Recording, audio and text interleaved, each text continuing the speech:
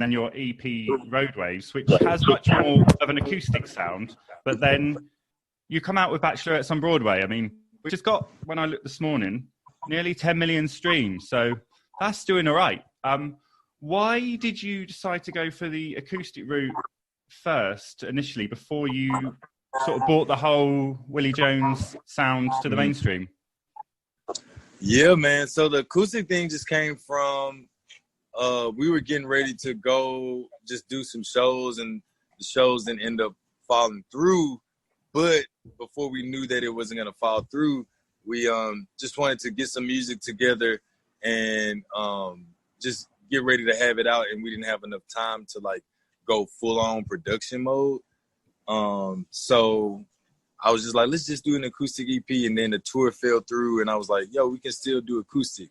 So, yeah, I did acoustic, and man, I love that vibe. I still want to do another project like that, but you know, I have a lot of different, I love music in general, and some of my favorite artists have songs that are ballads and slow and like dang near a cappella, and then they'll have a song with 808s and this and that, and then, you know, I just like to switch it up, man. I just love sounds, you know? Yeah, perfect. So, Bachelorettes on Broadway, I think, has done really well for you, and the music video for that, I absolutely love. Did you ever expect that song to blow up in the way it did? Did you think this is the one for me that's, you know, going to get me more noticed? I actually did not. Like, I mean, I did. I knew people were going to love it because, I mean, it bops, you know, it really goes hard. But, yeah, that wasn't like my favorite, but now I love performing it. You know what I'm saying? Like, it was just like, I think it was just one of the things where the people just gravitated to it. And I mean, it's a smash, you know what I'm saying? Like, I knew it was, but part of me was like, I was wondering why anybody hadn't written the song yet. Like, you know what I'm saying? I'm like, are they scared to write it? Like, should I release this? Is it corny? But it's fun, you know what I'm saying? And it's a true story. So the fans love it. I love it. And hell yeah, it's lit. Almost 10 million, you said? Yeah, it's getting there. That's what's up. So, question, there's a big debate which could be had all day about what isn't and what isn't country. So as someone who blurs the lines and is a bit of a hodgepodge and is quite proud of, you know, the fact you mix it all up, where do you stand on that? Yeah, so for me, I think it's up. Honestly, I mean, mine is just an opinion, but I think it's up to the listener. I mean, ultimately, the listener will decide what it is and what it ain't. But for me, I think country music, it has roots. It has a story, a consistent story. And, I mean, it has music that feels country. Like, it's nothing like it. You know what I'm saying? Like, just like when you listen to blues and you hear a blues guitar and you're like, oh, that's blues. You know what I'm saying? Or you listen to a pop, like a OG pop song, you like, oh, that's pop. Like, that's just not pop by the standards of popular now. Because, you know, pop music now is hip hop. But, like, you know, that what's the sound? You know what I'm saying? You could just tell. And I think with mine, I am blurring the lines for sure. But, like, just with the story and the emotion and just twang. You can't forget the twang. Twang make it country.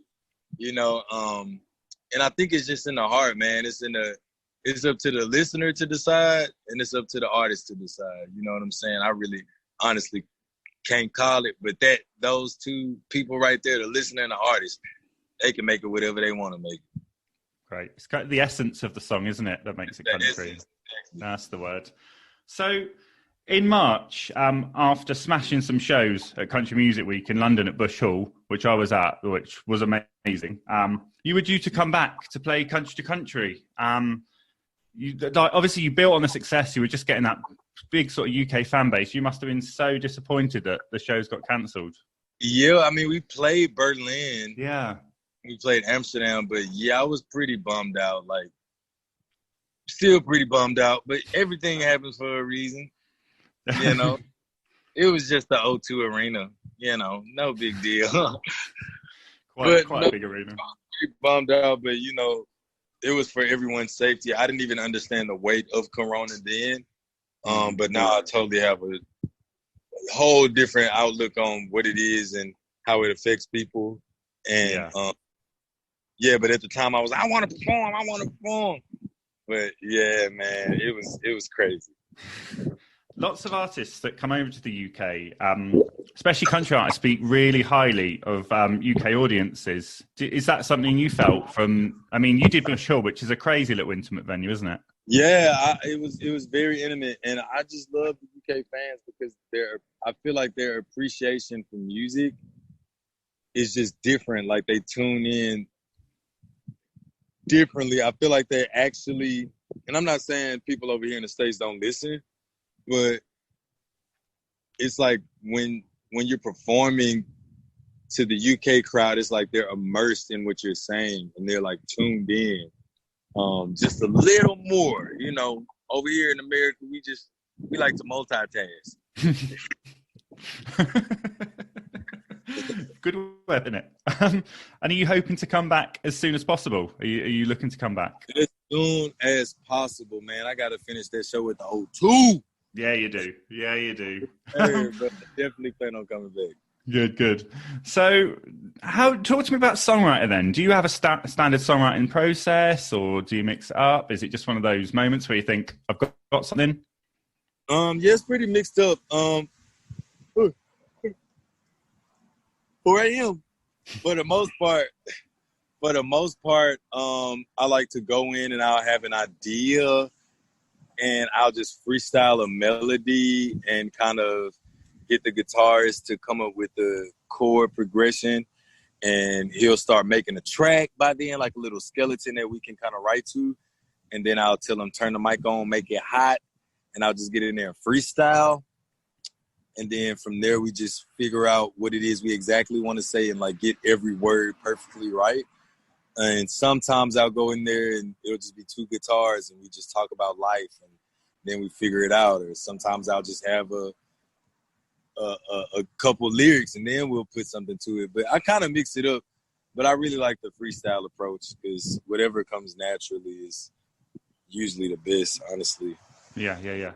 And when you're putting something down in the studio, how hands-on are you? For instance, if we look at the little sort of banjo riff at the start of Trainwreck, is that something you would sort of bring in, or?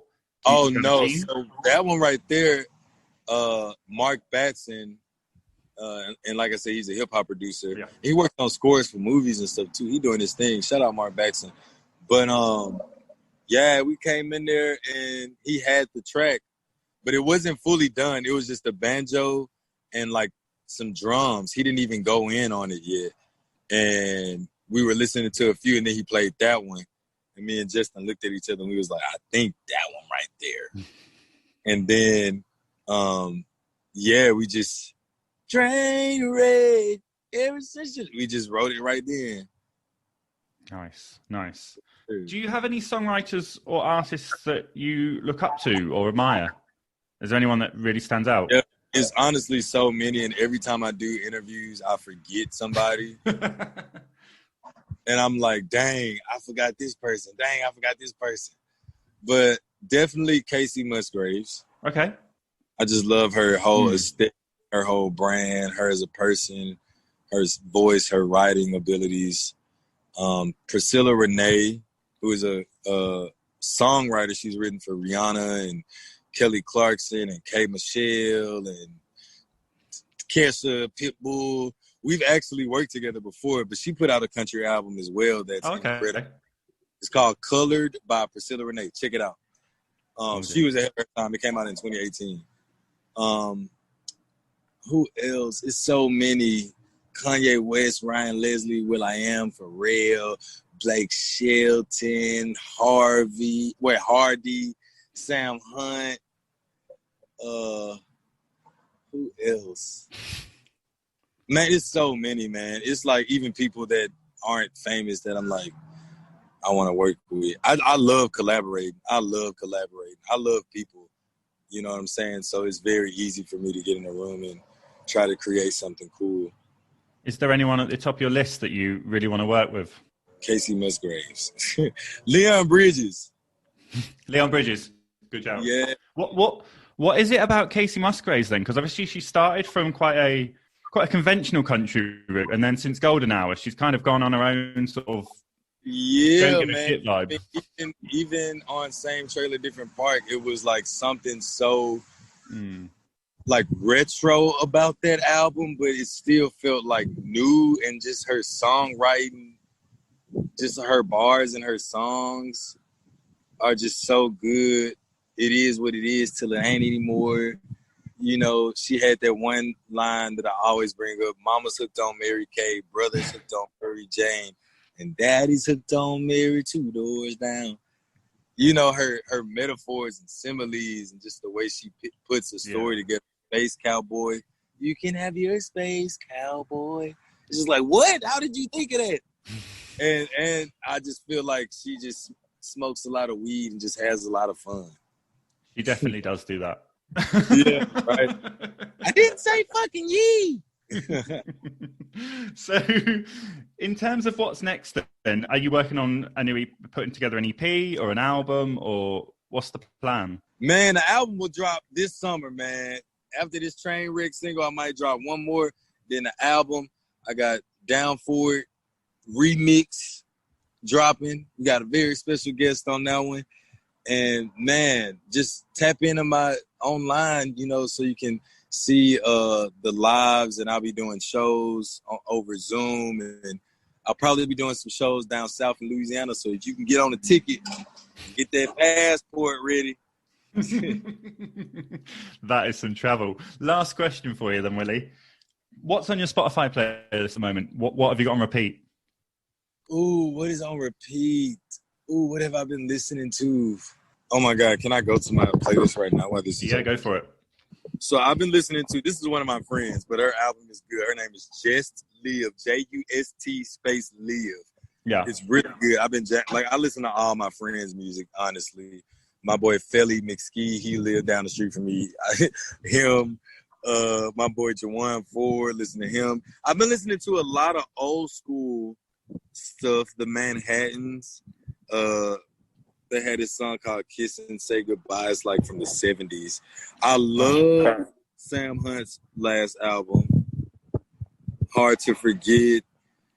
It's just so much, just random, bro. It's like Future, Sam Hunt, The Spinners, Jamie Foxx, Kacey Musgraves, Hardy. Like, it's just the mix of pop, rock, rap, country.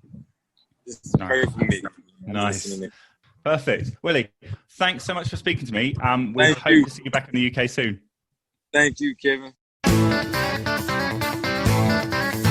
Thanks to Willie Jones there for taking the time out to speak to me. As you heard, he's a great guy. Tons of energy, and he's surely set for bigger things.